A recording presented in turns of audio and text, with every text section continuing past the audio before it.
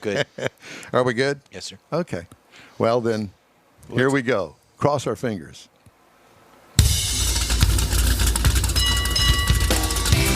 This is the award-winning car talk show in real time. A good morning to you. Coming up, we'll review our featured vehicle of the week, the 2021 Toyota 4Runner. Famous racer and commentator David Hobbs on the Chattanooga Motor Car Festival. We got your weekly cruising calendar, plus This Week in Auto History, and the stories making automotive news headlines this week. That and more just ahead on today's In Wheel Time Car Show. Howdy, along with Mike out of this world Mars. King Conrad DeLong is back. Yay. In all of his glory and splendor. Thank you.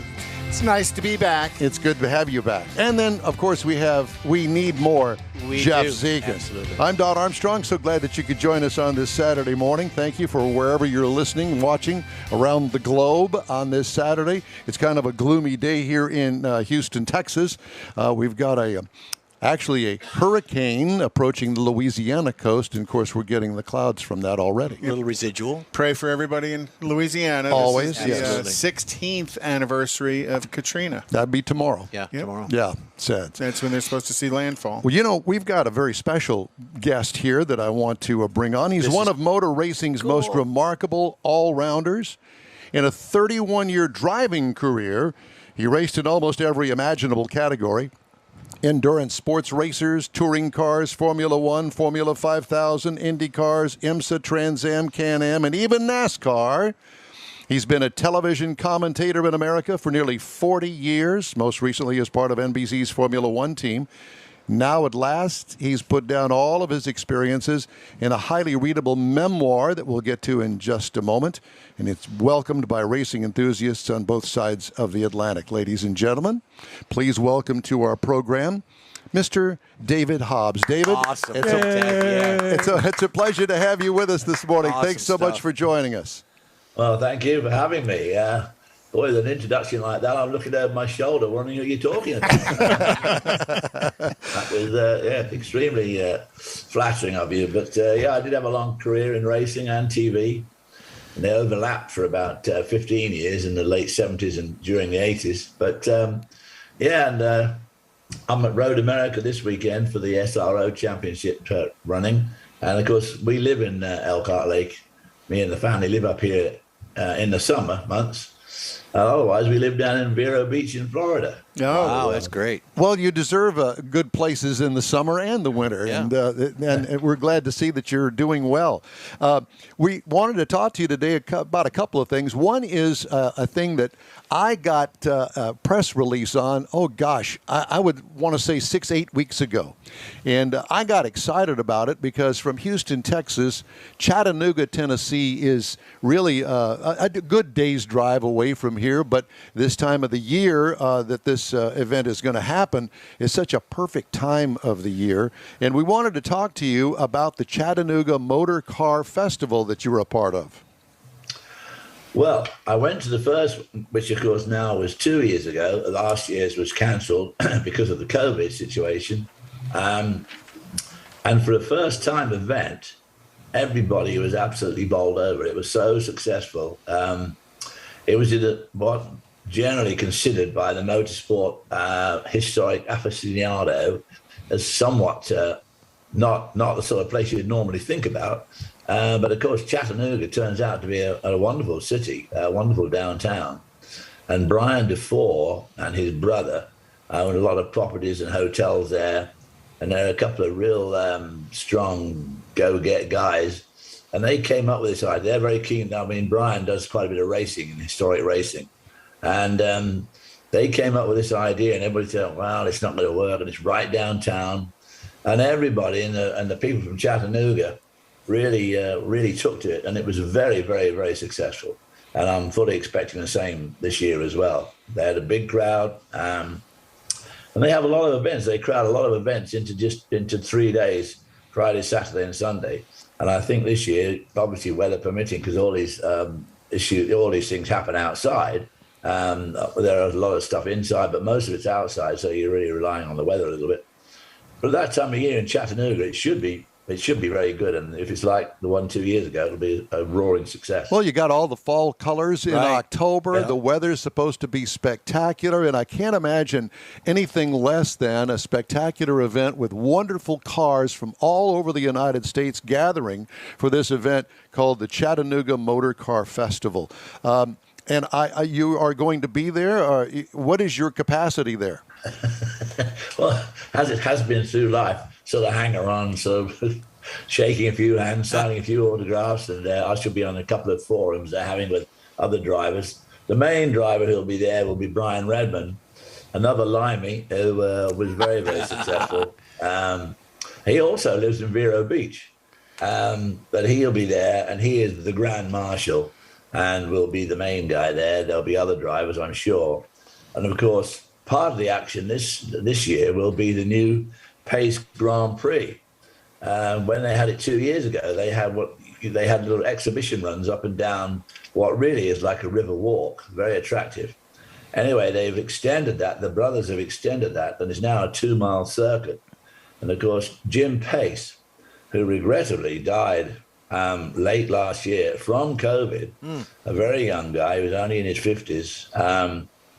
He was one of the main drivers behind the whole thing in the first place. He worked with Brian and his brother putting this thing together in the first place.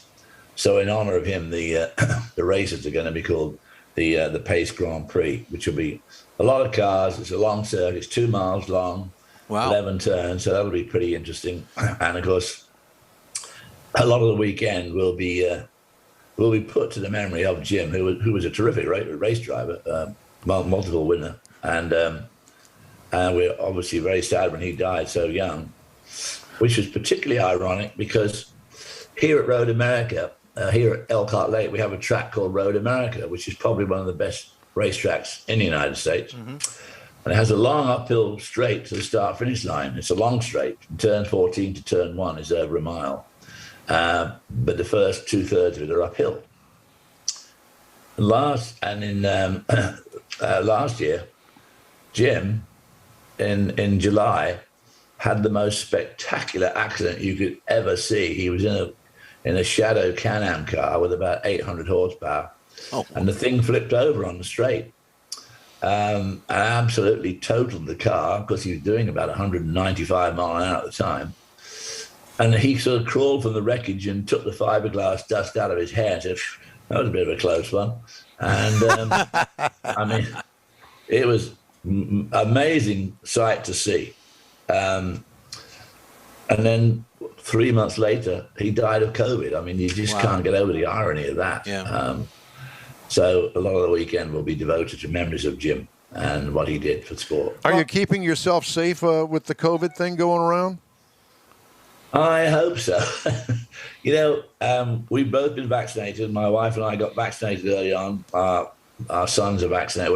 The whole family is vaccinated. Elkhart Lake's only a small village, but, there are a number of people who tested positive in the village right at the moment, which is a bit of a bummer. So I wear my mask around the town. Elkhart Lake's only got 900 inhabitants.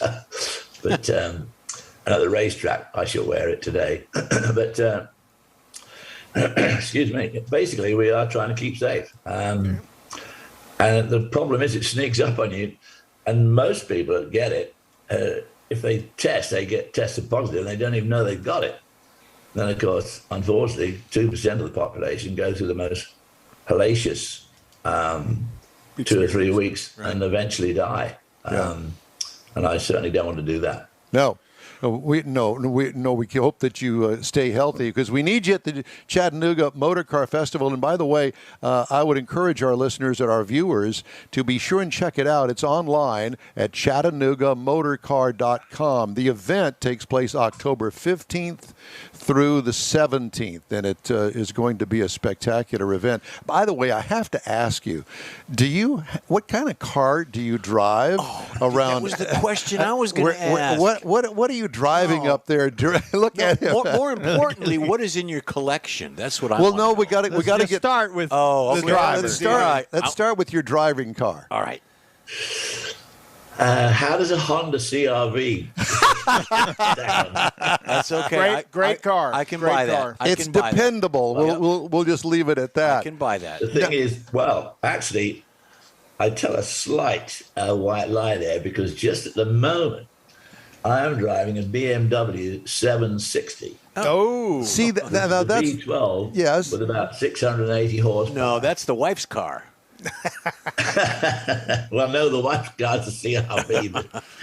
Oh. This BMW is an animal. I mean, I haven't driven a high-performance car for years, and boy, you just tickle the throttle in that thing, and I mean, it leaps to 100 miles an hour before you get to the end of our street. Yes, which is about 50 yards. So it is very impressive.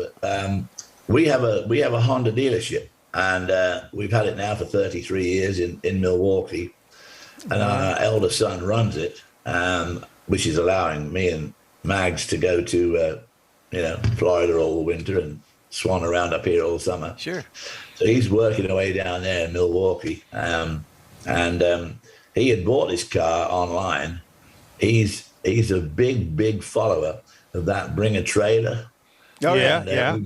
He watches that every day. And anyway, he saw this car and bought it, and it's in very good condition. It's only a few thousand miles on it, and unfortunately, one of my big regrets is that I never bought any of my race cars. The bigger regret is that none of the teams I drove for ever gave me one, which a lot of people do. Yeah, that's the best way to get one. Unless you wreck it.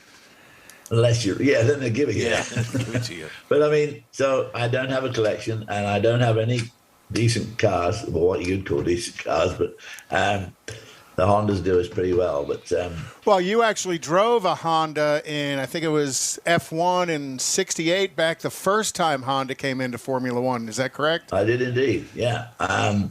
In the Italian Grand Prix, and I didn't qualify. Well, I drove two Hondas in that. In those days there was no practice and qualifying sessions. It was all just practice, and whatever your fastest lap was over the Friday and Saturday, that was pole position. And John Surtees had got me to drive because Honda had developed their own air-cooled V8. Right. And they had their own chassis, which was a magnesium chassis, which obviously in the event of a shunt is extremely dangerous because once it catches fire, you can't put it out. Right. Anyway, they wanted me, Mr. Nakamura, who was the team manager, wanted me to drive both cars in practice and then choose the one I wanted to use. Wow. Well, the one car was their V8 air-cooled engine car with the magnesium chassis. And the other one was a chassis they had got from Lola through John Surtees' connections with Lola. And that was a monocoque chassis with their new water-cooled V12. And it was a bit of a no-brainer. The air car was a real flexible flyer. It didn't matter what you did with the springs or roll bars. The thing still acted the same because the chassis twisted so much because the engine was hung on a sort of cantilever out the back. So and a tremendous twisting force. And also the engine was incredibly undriver friendly in as much as it gave fairly good horsepower, but it had absolutely no drivability. It just didn't do anything up to about 6,500, and it blew up at 7.5. So real narrow window there, huh? it was a pretty narrow window. The V12 was much more flexible, much torquier. So I fiddled around swapping between these two cars over the weekend. So anyway, I qualified about 15th, and John Surtees was on the pole in the other one, and because I chose the V12. Right. And I'd got up to 4th. And that's in the days of people like, obviously, Jackie Stewart. There was some pretty good, strong field. Yeah. And I remember Chris Amon went off at the Lesmos, the first Lesmo, and he disappeared into the trees. Oh. And I thought, oh, Lord, that's the end of old Chris Amon then. Did I say Peter Revson? I meant Chris Amon. Chris Amon went off in the trees in his Ferrari. And anyway, about 2 laps later, it was Chris Amon peering out the hedge at us all. So I knew he was all right. Well, that was good. But eventually it broke. So that was my one and only. And they were going to use me in 1969 in the Formula One team. But unfortunately, at the end of 68, they decided to put all their top engineers, who were the crew, the mechanics on the Formula One team, they put them to work developing the Civic engine to try and meet the new American emissions without using a catalytic converter. So they took all their top guys to do that. Wow. Well, what a cool. It was interesting. So many years later, I became a Honda dealer. Honda dealer, and I was on the dealer council in 1993, and we went to Tokyo, to the Tokyo Auto Show, and to see the factory and meet all the top guys. And Mr. Kawamoto, Nobuhiko Kawamoto, was now the worldwide head cheese. And the dealers there was about 12 of us, I suppose. We all go into Mr. Kawamoto's office to meet him. And he leapt up from his desk and came across the room and took me by the hand and bowed profusely and said, David-san, I apologize for your race in 1968. All my fault. For the engine brake. Taking the blame. He was the mechanic on the car. Wow. Well, of course, the other dealers are all standing there, absolutely goggle-eyed. So that was what a cool that was story. quite a good moment in my life. That when he'd been one of the mechanics. It dropped a valve, so it was hardly anybody's fault really, but there it was. So the Jim Pace Grand Prix at the Chattanooga event, there's going to be 9 classes of cars from like the 20s and the classic tin era. All the way up until electric vehicles and everything in between. That should be a fun event to watch. All the categories. Well, I tell you what, I'm damn glad I'm not organising it, because there's going to be a lot of classes. I don't think the classes are going to be very big. They don't want too many people on the track. Right. And I believe there's going to be, some pretty strong rules about how you drive. Obviously, this is on city streets. They will have SCCA marshals there. Everybody has to have a current license issued by the FIA or ACUS or SCC or IMSA. So they have to have a proper license. You can't not any old owner's going to drive. You got to be a race driver. And so there'll be, and now, well, I don't know whether they're going to be real all-out races or whether it'll be more of a parade. Exhibition. But there are a lot of classes, so a lot of drivers will be on the track. Well, the part of it I want to go see is the Can-Am pre-1969. Oh, that'd be fun. That would be great. The Thunder cars. And I know you drove a few of them back in the day as well, if I remember correctly. I did. I drove the Can-Am. Well, the very first year I drove over here, 1969. Actually, that's not quite right. My very first time here was 1962, when I drove, when none of you were born probably, but I drove in the first. Well, thank you. In the Intercontinental 3-hour at Daytona, which was the forerunner of the Rolex 24-hour. Okay. The very first race. I drove in that in a Jaguar E-Type, XKE. I didn't finish, unfortunately, but then I came back in 64 and drove here in Road America in a Lotus Cortina sent over by Lotus from England. And in that 500-mile race, and honestly, I'm not sure where I finished or if I did finish. Then I came back here again to Road America in 1969 to do Formula 5000. And unfortunately, it was race 7 of a 14-race series. And I got off to a very good start. I didn't get off to a very good start at Road America. I dropped out early on and went on to 7. But over the course of the next 7 races, I had quite a few wins. And I only lost the championship by 1 point. Ouch. But somebody was fairly impressed, and I drove I drove a Can-Am car right here in the very first race for a private owner. And that broke. But then I drove a lot of Can-Am cars over the next, up until 1973 was my last Can-Am year, really. Yeah, you kind of drove in that era of just crazy horsepower and unbelievable speed, because when you were driving Le Mans, that was before they put all the chicanes in, wasn't it? Yeah, I drove the last race before the chicanes. My co-driver was a kid called Damon Hill. Okay, Went on yeah. to be Win an F1 F1 champion. champion. Yeah. F1 champ. Wow. And we drove a Porsche. But yeah, the Le Mans, when before they put the chicanes in 19, they were 240 mile an hour regular clockwork every lap. Wow. Gosh. 240. Didn't Lotus have the Gary Player car? Yeah. Okay. That's what. Yeah, that stands out with me. And we have a similar background because I shake a lot of hands and sign autographs as well. Oh, Yeah, right. They don't know whose hand they're shaking, but it's his. and they I always think- wash them after I they think do. it's just an honor to have you on today. And then to speaking with you. Thank you. Well, David, it is great to talk to you. Do you still have the competitive edge? Do you, when you drive the big BMW 7 Series, do you just get at the stoplight with next to somebody and maybe yeah. a Ford Mustang and just go, I think I could just ruin this guy right here? I was following a pretty hairy Porsche the other day, and I thought that thought did cross my mind. Yeah, because I think once you're a race car driver, you always are. It doesn't make any difference what age you are. There's that competition thing that always is going on inside you all the time. Well, he did say that BMW would do 100 by the time it got to the end of his street, so he'd had to have tried it at least once. I think he said 50 feet. I think Yeah. that's what he And said. along with you in Chattanooga, Wayne Carini, the collector car guru, one of my favorites, Yes. Linda Vaughn, is Oh, going to boy. be there. I am an Oldsmobile guy, and to see Linda Vaughn Her there shift. would be awesome. Miss her shift. Miss her Yes. shifter. Yep. And then Right. you mentioned Brian Redmond as well.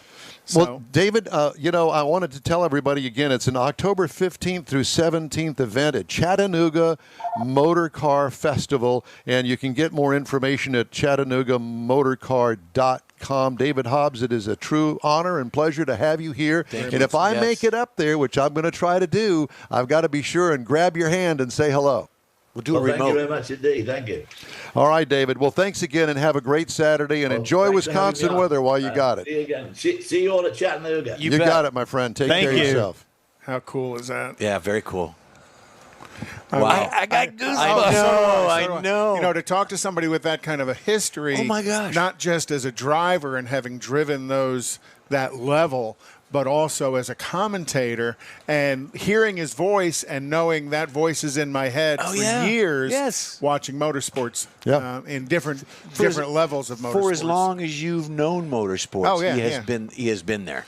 By the That's way, incredible. he also has a website, davidhobbs.com, that'll take you to his son's Honda dealership. Oh, great. And you can get memorabilia there. And also Habbo, the Autobiography is the name of the book, very if you're cool. interested in that. So David Hobbs, our first guest this morning, and we thank him for joining us and taking the time out of his day. All right, time now for this hour's car review. Had a chance to drive the Toyota 4Runner for 21, made in Japan, by the way. Yeah. I did not know that, because they build so many cars over here in the United States these days. I thought, oh, it's probably, made somewhere in Tennessee or Mississippi or somewhere. Nope. Chattanooga. Nope. This is actually made in Japan. Here are the available trim levels in the Toyota 4Runner.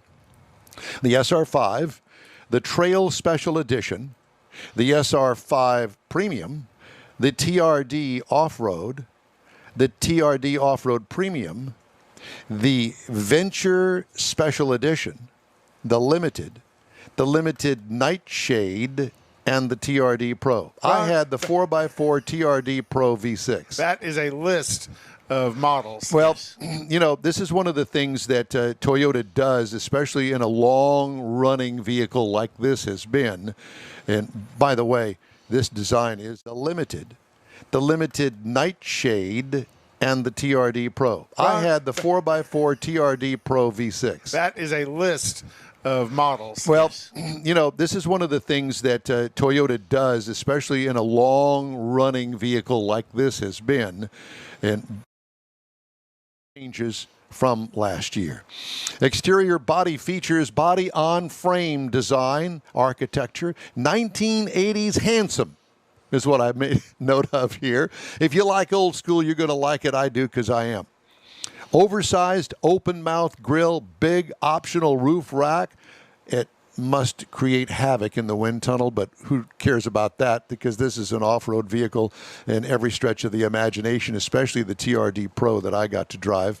You can go off-road, or you can go to a sophisticated chrome-style version of the car and take it down to the opera on a Saturday night. What could use improvement? I got a question mark here. New body styling? Yeah, I don't know. It's kind of got the appeal of old school, and I like it. Yeah. Interior highlights. Very straightforward with rectangular lines. Low center console with vertical center stack.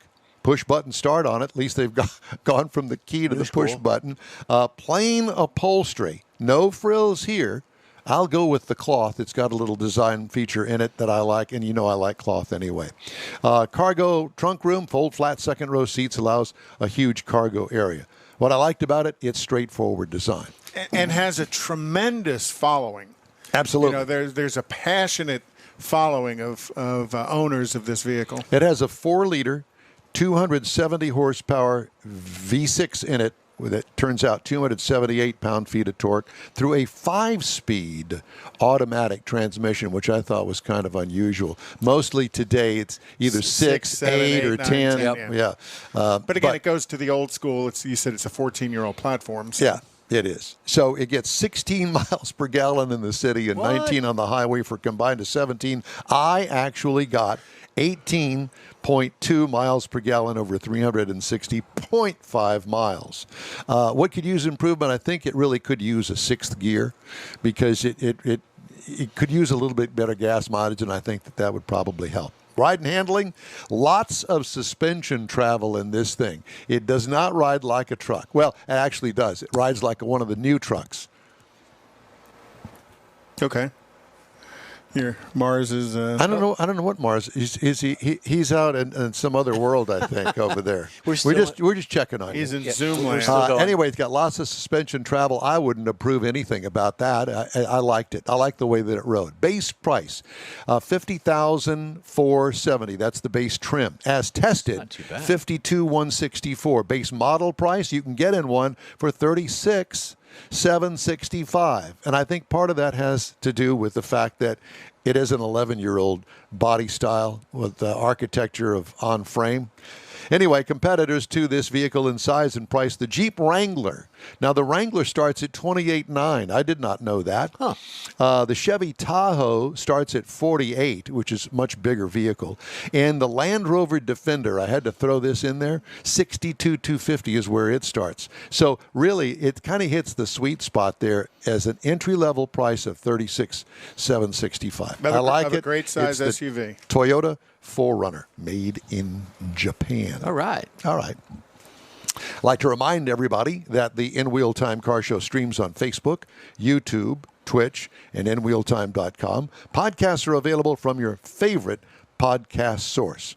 And the In Wheel Time Car Show will be back right after this quick break. Stay with us. When you're ready to shop Chevrolet, we know one that should be at the top of your list. Bayway. Locally owned by Houston-born and raised Daryl Wisniewski, Bayway brings a sense of family to your Chevrolet buying experience. When you're in the market for a new or used vehicle, you now have a place to go. General Manager Lincoln Stahl guarantees Bayway will beat any competitor's written price on the new vehicle you choose or pay you $1,000. Bayway Chevrolet is located only 8 minutes from the Beltway and Highway 288. Whether it's online or in person, you'll be welcomed like one of the family. BaywayChevrolet.com. Tailpipes and Tacos. Houston's premier monthly car cruise-in returns Saturday, September 18th at 2 Loopy Tortilla Mexican restaurants in Katy and inside the Loop on the Southwest Freeway near Kirby. Tailpipes and Tacos is free and everyone's invited.